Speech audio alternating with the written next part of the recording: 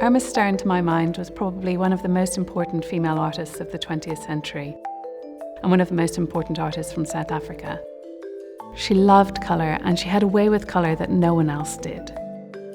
Her absolute mastery of brushwork and technique and colour could never be imitated.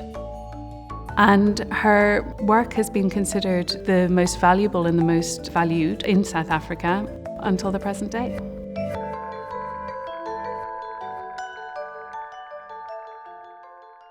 Irma Stern was passionate about travelling. She loved to travel the world and to find inspiration for her art. She loved to go to Europe and went many, many times throughout her lifetime. The selection of works by Stern that we're offering at Sotheby's this year really is remarkable. We have paintings that really span her career, starting in the 1920s right through until late in 1959. And they show not just the breadth of her style, but also the travels that she made, the people that she encountered. Madeira Man was painted in Madeira in 1931. In Madeira, she turns from painting women, which had been consistently her body of work, to the men of Madeira.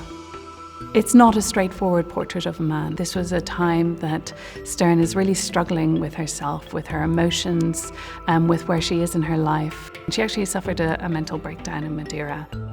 You can see her struggles painted on the face of this man, and I think this is a really exemplary work from that period. With the outbreak of the Second World War, she was prevented from travelling to Europe, and so that actually inspired her to travel in Africa.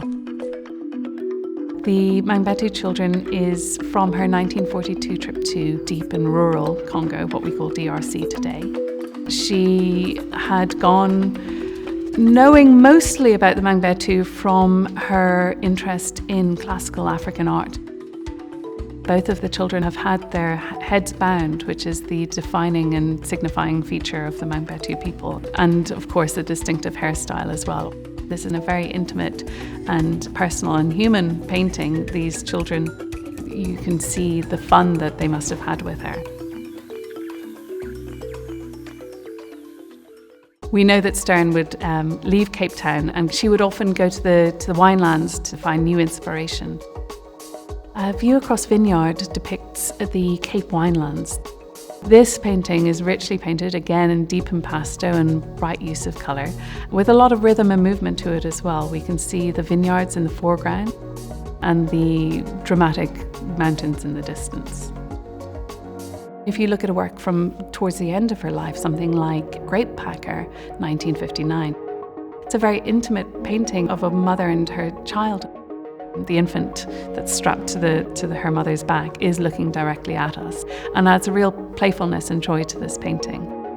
You get the impression that maybe Stern was starting to look at these subjects as a life that she never got to live, maybe slightly sentimental, that she had never had the chance to have children of her own.